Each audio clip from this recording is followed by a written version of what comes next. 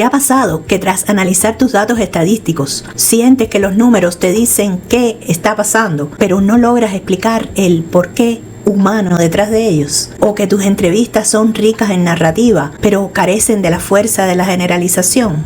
Hoy vamos a resolver esa fragmentación. En este video aprenderás a dominar los diseños convergentes, la herramienta de investigación más potente para validar hallazgos unificando el rigor cuantitativo con la profundidad cualitativa en un solo tiempo de ejecución. Al final de esta sesión sabrás exactamente cómo construir una matriz de comparación para que tu tesis o artículo tenga una solidez metodológica irrefutable. Soy Luisa y hoy primero definiremos qué es y qué no es un diseño convergente. Segundo, analizaremos un laboratorio de caso real en salud y educación. Y finalmente, te daré el paso a paso quirúrgico para integrar tus resultados sin morir en el intento. Imaginen por un momento que están tratando de entender un bosque. Si solo usan un dron, verán la extensión y la cantidad de árboles. Eso es lo cuantitativo. Si bajan y tocan la corteza de un solo roble, entenderán su textura y salud. Eso es lo cualitativo. El problema es que en la investigación tradicional solemos hacer una cosa o la otra. El diseño convergente, también llamado paralelo o de triangulación, es aquel donde recolectamos datos cuantitativos y cualitativos de forma simultánea. Su lógica no es sumar por sumar, sino recolectar ambos datos bajo una misma pregunta de investigación al mismo tiempo, para ver dónde chocan y dónde se apoyan. Aquí es donde muchos se confunden, así que vamos a separar las dos herramientas que tienes en tu caja de herramientas. Primero, el diseño paralelo convergente básico.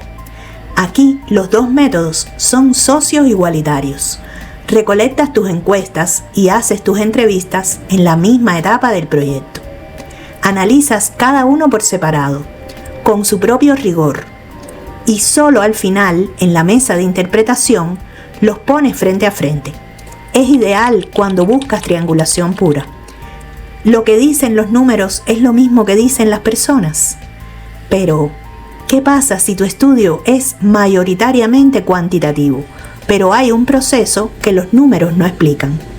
Ahí entra el diseño anidado o incrustado.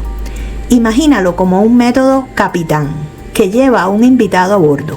Por ejemplo, estás haciendo un experimento clínico, cuán dominante, pero dentro de ese proceso haces un grupo focal, cuál anidado, para entender cómo se sienten los participantes con el tratamiento. El método invitado está ahí para servir al capitán, dándole matices que de otro modo se perderían. La clave que quiero que graben hoy es esta. En lo convergente, la riqueza no está en que los datos coincidan. La riqueza está en la atención. Si tus encuestas dicen éxito y tus entrevistas dicen frustración, no has fallado.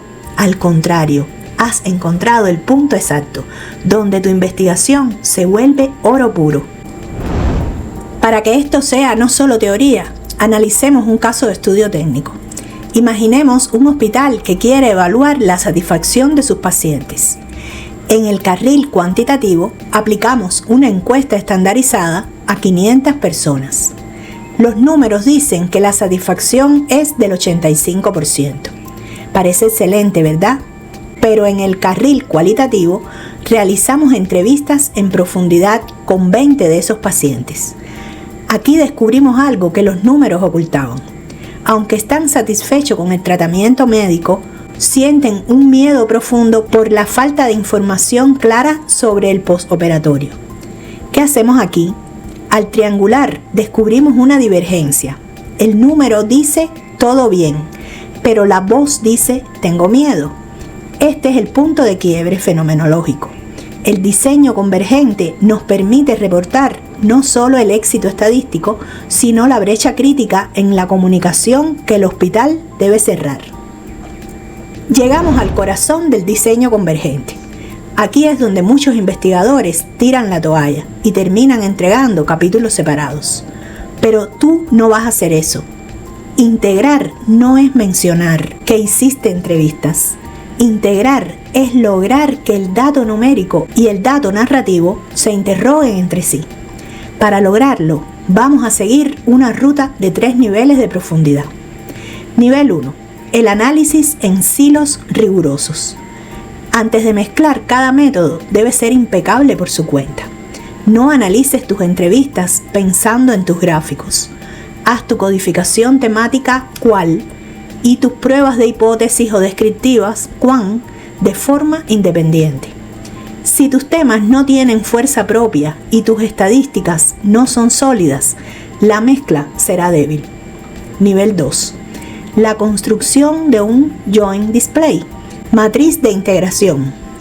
Este es el estándar de oro en los métodos mixtos. Olvídate de las tablas simples. Un Joint Display es una estructura visual donde colocas tus categorías de análisis en la primera fila. En la segunda, los resultados cuantitativos clave, p-valores, frecuencias o medias. En la tercera, las citas textuales o códigos que representan ese mismo fenómeno. Pero aquí viene el truco profesional. Añade una cuarta fila llamada meta-inferencia. En este espacio es donde tú, como investigador, declaras qué significa la unión de ambos. ¿Hay confirmación? ¿Hay expansión? ¿O hay una paradoja que requiere una nueva teoría? Nivel 3. El manejo de la discrepancia. ¿Qué haces cuando el 90% de tus alumnos dice en la encuesta que la plataforma es fácil de usar, pero en las entrevistas todos dicen que se sienten perdidos? Muchos intentan ocultar esto por miedo al error. Grave error. En los métodos mixtos, la discrepancia es tu mayor hallazgo. Para resolverlo, tienes 3 caminos técnicos. Primero, regresar a los datos. Reanalizar las entrevistas buscando el matiz que te saltaste. Segundo, análisis por subgrupos. Quizás los que dijeron fácil en la encuesta son los que ya tenían experiencia previa, algo que solo notas al cruzar las variables. Tercero, declarar la paradoja.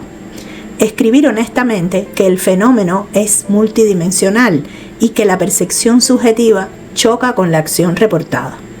Eso, en una tesis, es oro puro. Finalmente, al redactar, no uses frases como también se entrevistó a... Usa un lenguaje de integración. Mientras los datos estadísticos muestran una tendencia a X, la profundidad narrativa revela que este fenómeno está mediado por Y, sugiriendo que la variable Z es más compleja de lo previsto. Dominar el diseño convergente no se trata de hacer 2 estudios al mismo tiempo. Se trata de tener la agudeza intelectual para encontrar la meta-inferencia que otros pasan por alto. Si logras que tus datos cuantitativos y tus hallazgos cualitativos dialoguen en un Joint Display sólido, tu investigación dejará de ser descriptiva para volverse transformadora.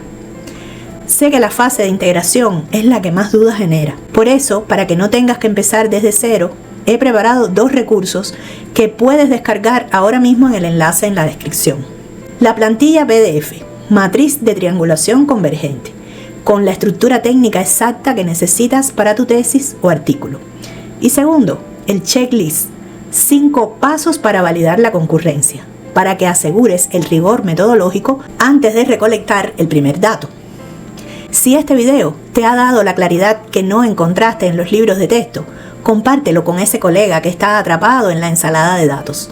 Y cuéntame en los comentarios, en tu investigación actual, ¿sospechas que tus datos van a confirmar tu hipótesis o esperas encontrar una paradoja que te obligue a reanalizarlo todo? Te leo con mucha atención. Ahora, el diseño convergente es ideal para comparar. Pero, ¿qué sucede cuando tus resultados cuantitativos son tan inesperados o extraños que los números solo no alcanzan para explicarlo? En ese caso, necesitas que la fase cualitativa venga después para rescatar la investigación. Eso se llama diseño secuencial explicativo. Y es exactamente lo que te voy a enseñar en el próximo video de esta serie. Allá nos vemos.